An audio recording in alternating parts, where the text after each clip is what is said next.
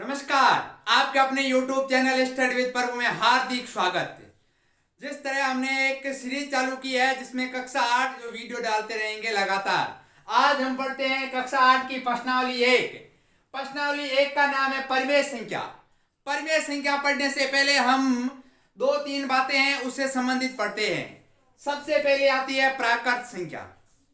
प्राकृत संख्या केवल ऐसी संख्या जो 1 से शुरू होती है, यानी हगलाओं की तो गिनती की तो एक हो एक हो।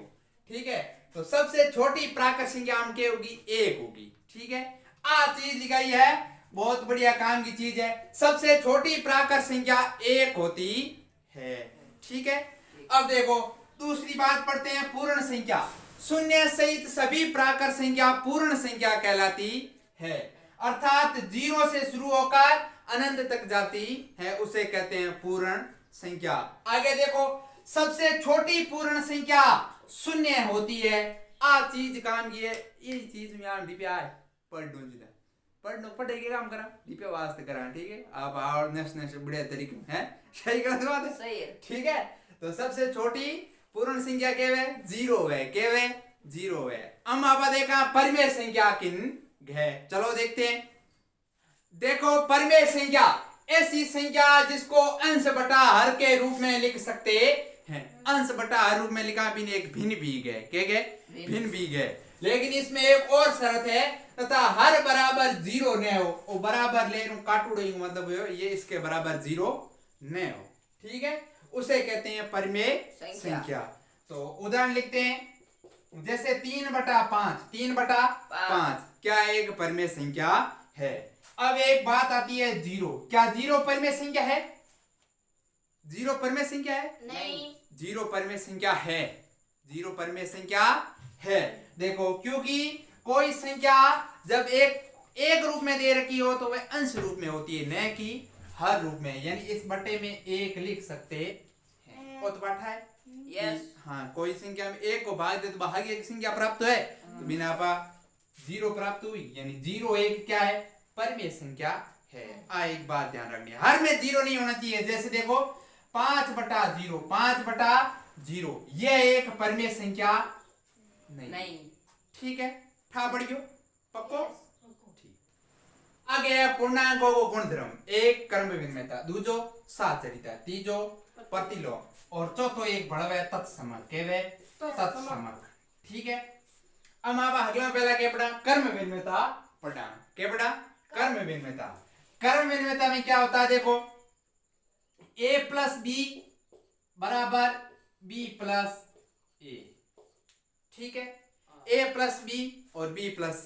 जैसे इसका उदाहरण हो गया, जैसे 3 + 2 बराबर 2 + 3 कितना है? 5। कितना है? 5 है। इसका भी मान 5, इसका भी 5। ठीक है, ये किसमें हो गई? जोड़ में हो गई। किसमें हो गई?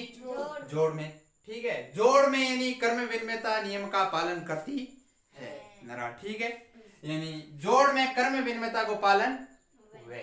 अब अपन देखते हैं बाकी में। किसमें? बाकी में। देखो बाकी में कर्म विनिमयता, बाकी में जैसे -5 - 3 तो लिखेंगे 3 - 5।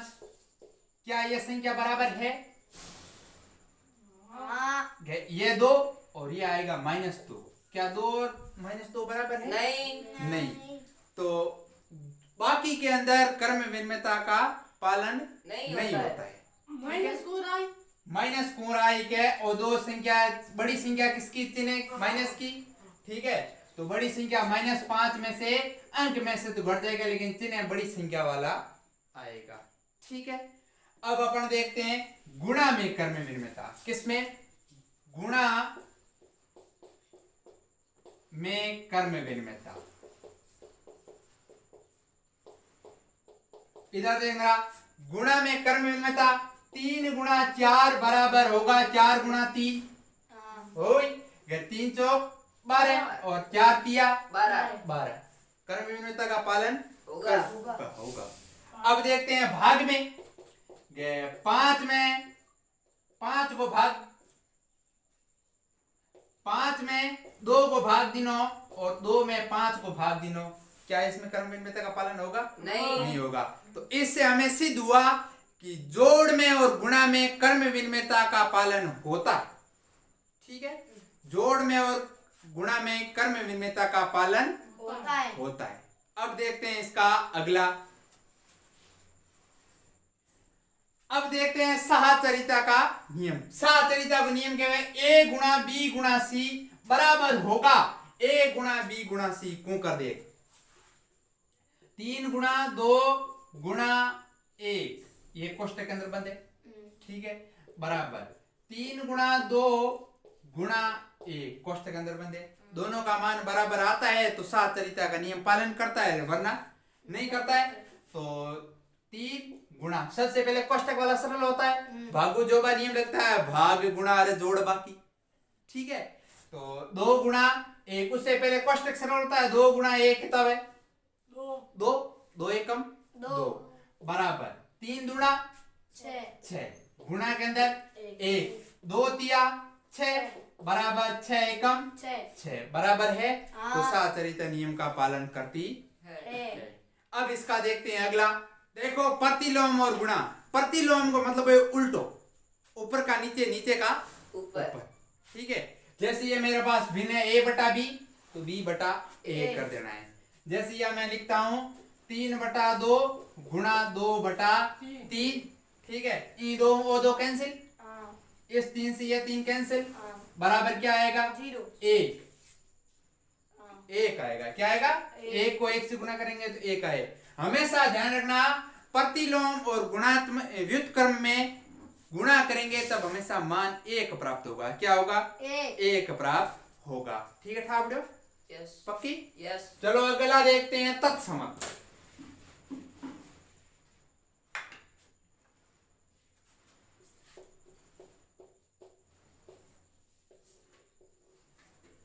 तत्समक क्या है? तत्समक जिसको जोड़ने, घटाने, गुणा करने, भाग करने में कोई परिवर्तन नहीं है।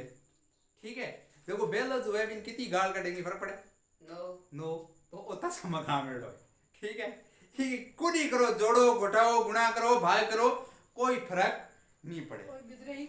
हाँ आगे गो आगे रही।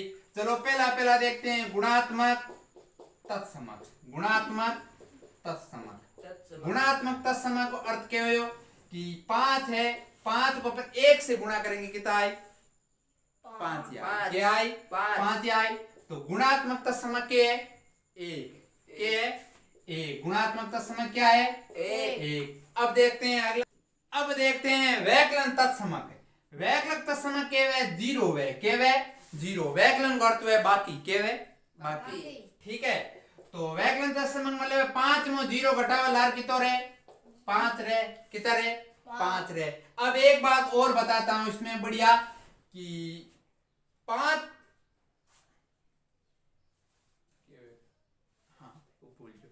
ठीक है, वैकलन तत्समक। वैकलन तत्समक क्या है? 5 है, मो 0 का लार के बचा 5। एक और चीज बढ़िया बताते हैं गुणात्मक में, भाग का तत्समक। भाग को तत्समक 5 में 1 को भाग दिनो क्या आवे? 5 आवे को। ठीक है, यानी गुणांक और भाग को तत्समक क्या आवे? क्या हो? ठीक है, गुणांक और भाग को तत्समक क्या है? 1 हुए। क्या है? 1 हुए। और जोड़ को और बाकी को तत्समक क्या है? 0 है।